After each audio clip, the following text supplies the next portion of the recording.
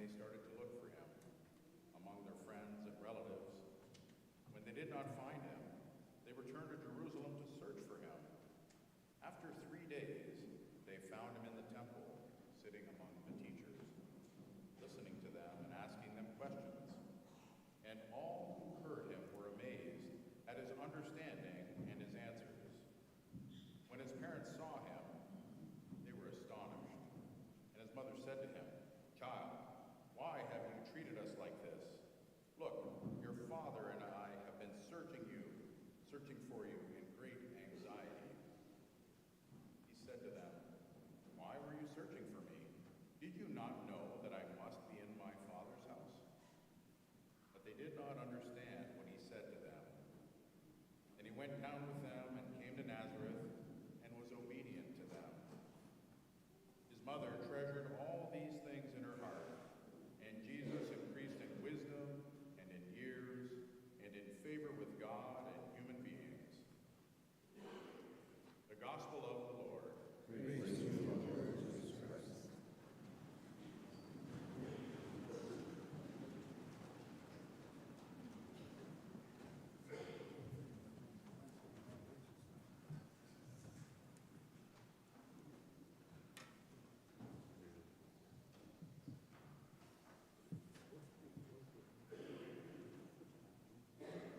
Well, I hope you had some good Christmas celebrations with your families and loved ones. And today's feast is really a continuation of the celebration of Christmas as we ponder the mystery of the Holy Family.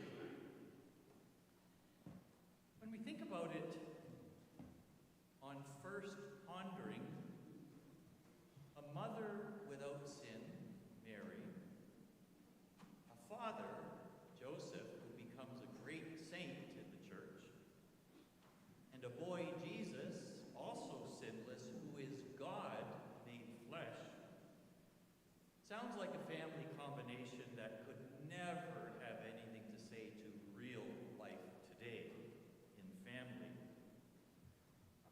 But when we look at what they experienced, I think that their reality can speak to us more than it might seem on first look. Let's first of all remind ourselves of some of the details about the Holy Family that we're very familiar with. That the Holy Family began with a young teenager getting pregnant and her fiancé not knowing how it happened. A divorce is dodged because a message is given to Joseph in a dream. And then the long-awaited birth takes place into a cave-like thing, kind of dug out into a rock where animals dwelt, and it was stinky, smelly, and not very pleasant at all. And then not long after the birth, the king of the land wants to kill the child, so they have to skedaddle to get out of there to protect the child.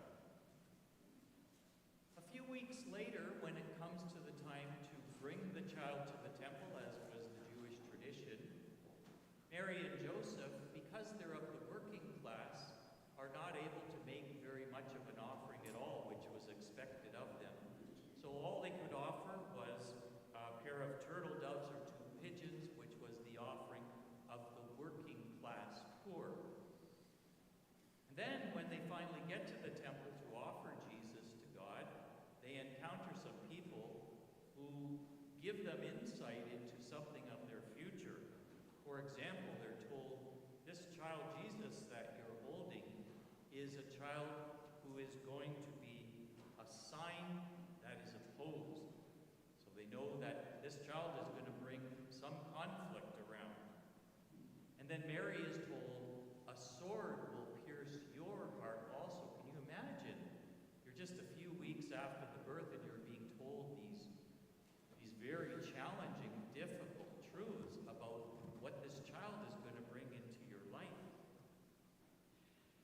When we consider what it was like back in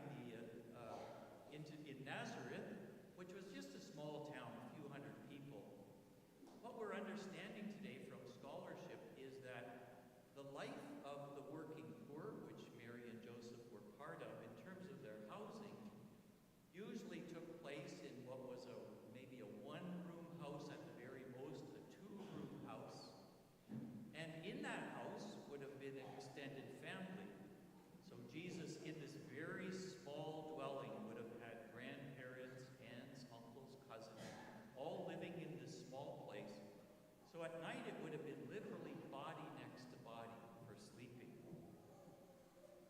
The next time we hear about Jesus is what we heard in our gospel today, where Jesus is 12 years old.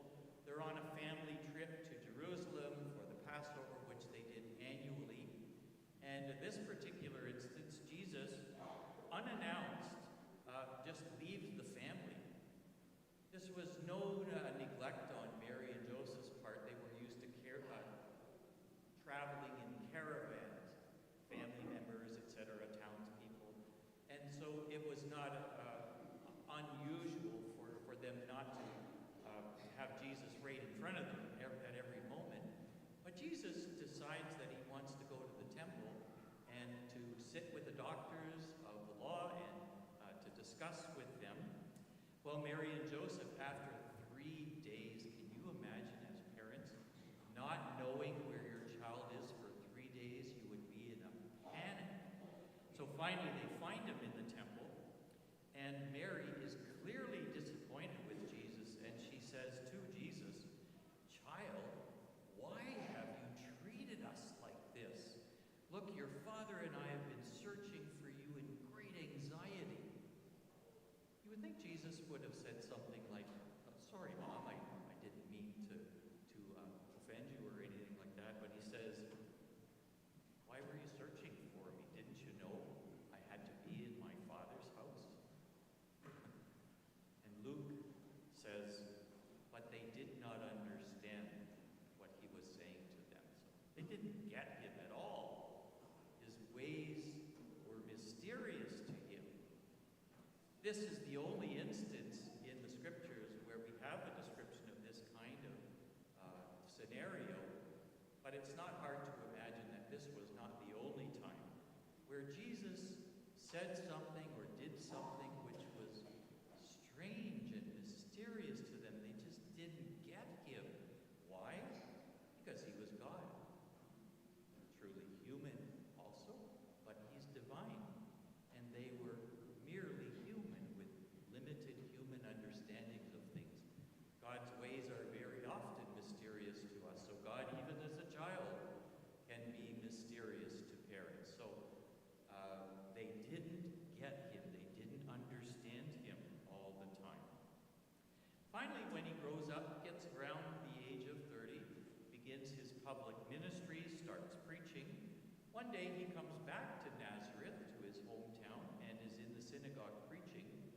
On that particular day, he says something that is so angering to the townspeople, and we're told that all in the synagogue were raged at him so much to the point that they took him to a local hill and they tried to throw him off and to kill him. Well, who was at that synagogue that day? Again, I said Nazareth was a small town, so all of his family members, extended family members, were probably there at the synagogue. Probably among the people who wanted to throw him off the hill. So you can imagine, I've been pondering this lately, what effect that had on Mary's relationships with the extended family, knowing that some of them were probably among that group that wanted to throw Jesus off the hill and kill him. Maybe some of those extended members were part of the family that was living in the household with Mary and Joseph. So Mary certainly had to deal with forgiving and being reconciled with and living with people who tried to kill her very own son. Can you imagine what that was like? We don't know what happened to Joseph. We think that he probably died before Jesus began his public ministry because he's never mentioned once Jesus does that. And then Mary, we know, of course, the end of the story where she has the unenviable task of watching her son die a criminal's death on the cross. One of the things that it's at least tempting to think is that the sinlessness of Jesus and Mary distances them from us. But when you consider what sin is, it's actually just the very opposite. So what is sin? When we look at how it unfolds with our first parents, Adam and Eve, what were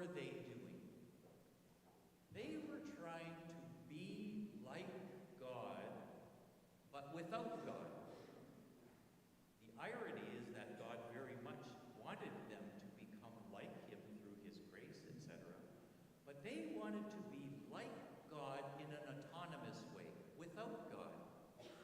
And so in essence, what they were doing was wanting to be like God without God. They were running away from their humanity.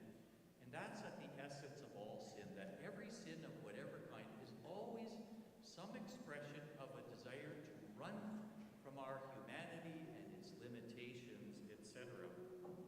What we see in Jesus and Mary, who are sinless, is that because they never sinned, they embraced our humanity in a way that we never do because we are sinners. So they never ran from their humanity. They entered into it more fully. They embraced the limitations of being human, all of its uncertainties, more than we do. So their sinlessness, rather than distancing from them very strangely, makes them closer to us in our humanity because they knew more than even we do what it means to be truly human. So as we look at the Holy Family and all they experienced and all that they are, the indications are that it was far from some kind of cozy, undisturbed life that pictures often portray in paintings, etc., that we've seen over the centuries. It was clearly a life that demanded what is demanded of all families, and that is faith. It was by faith that Mary and Joseph could continue serving God despite all the crazy things that they went through, all of the unsurety, all of the obstacles that they faced. So like all families, the Holy Family, they had no crystal ball to look into the future to tell them exactly how things were going to unfold. They had to, like all families, like our families, had to live day by day by day in faith, trusting that God was guiding them into the place that He wanted them to be, that was for their good. And so it is by faith that families today, our families, continue to live life and love in the midst of what I think, and I think we all know, are very difficult times for families. We're living in the midst of these times, and it may just seem like second nature to us, but boy, oh boy, these are really tough times for families. So it's inspiring to me when I think that there are so many families that are trying to be faithful to their call, faithful to God, to provide places of warmth, of love, and truth, despite all of the obstacles that families even today face. How many people care deeply about their family life and are really fighting and struggling to make it happen, and we're very grateful to those people. So today we turn to the Holy Family, who understand